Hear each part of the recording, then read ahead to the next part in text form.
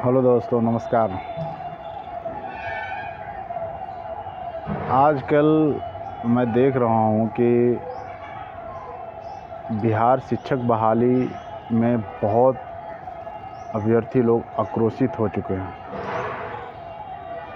उनको ये लग रहा है कि पिछले 2 से 3 सालों से हम लोग प्रतीक्षा कर रहे हैं कि अब बहाली होगा, अब बहाली होगा।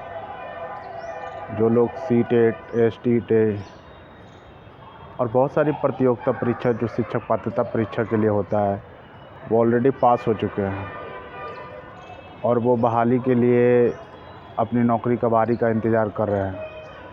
लेकिन इसी बीच नया सरकार आ जाता है और नया सरकार के बीच में नई नियमावली भी आ जाती है बहाली के लिए।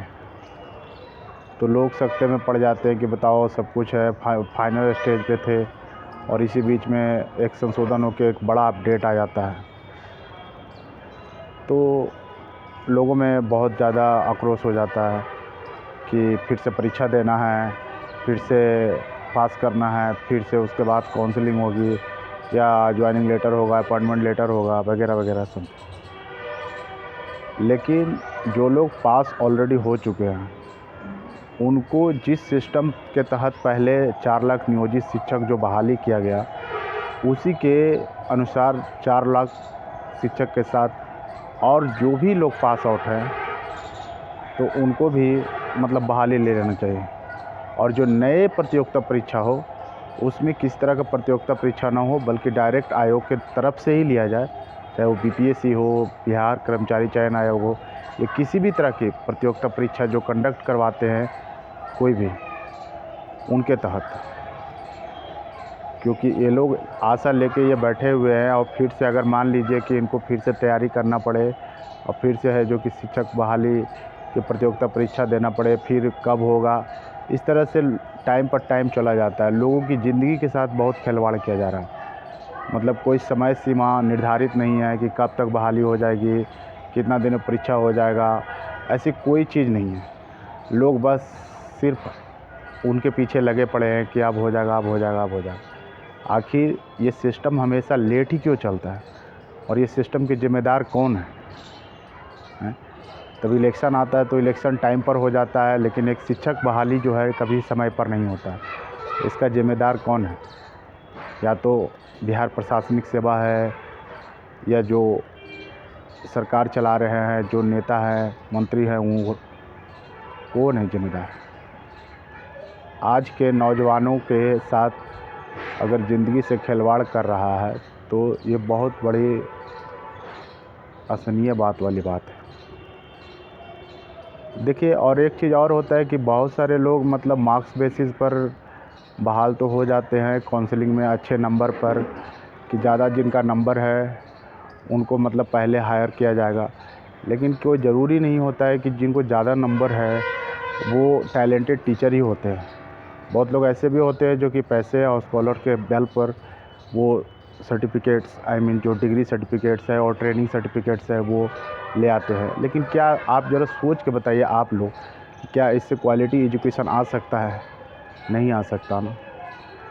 तो सवाल है कि अगर देखिए हम लोगों में बदलाव चाहिए या हमारे जो आने वाले जनरेशन के जो बच्चों में बदलाव चाहिए, उसके लिए एक योग्य शिक्षक ही किसी चीज़ को कर सकता है। अगर शिक्षक के पास टैलेंट नहीं है, विषय की ज्ञान नहीं है, पढ़ाने का शैली नहीं है, मैनेजमेंट का शैली नहीं है, तो वो कैसे बच्चों को सिखाएंगे?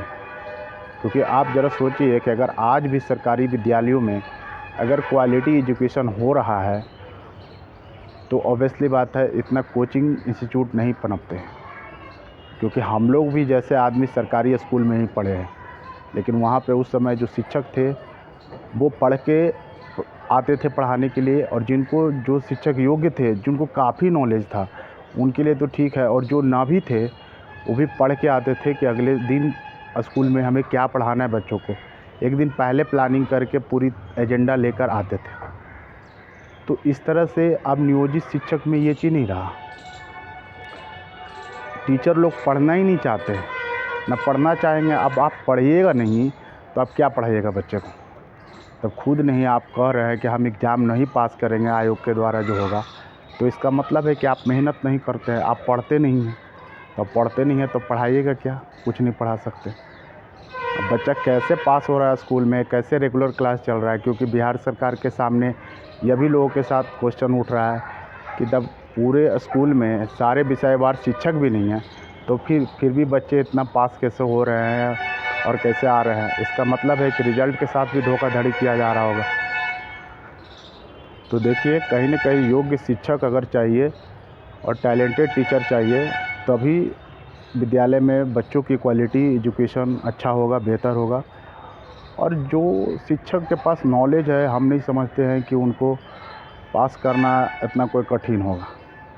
कोई भी आयोग एग्ज़ाम कंडक्ट कराएगा तो वो ईज़िली पास कर सकते हैं, क्योंकि वो खुद पढ़ रहे हैं और पढ़ा रहे हैं, मतलब पठन-पाठन में वो बिज़ी है। तो पठन-पाठन में ऐसा कुछ नहीं है कि जो लोग, क्योंकि जो पढ़ रहे हैं और जो लोग पढ़ा रहे हैं लगातार, तो उनको कोई भी एग्ज़ाम पास करना इतना बुरा नहीं होगा। और ऐसा भी नहीं है कि एग्ज़ाम में कोई मतलब अलग टाइप का मतलब सिलेबस पूछा जाए।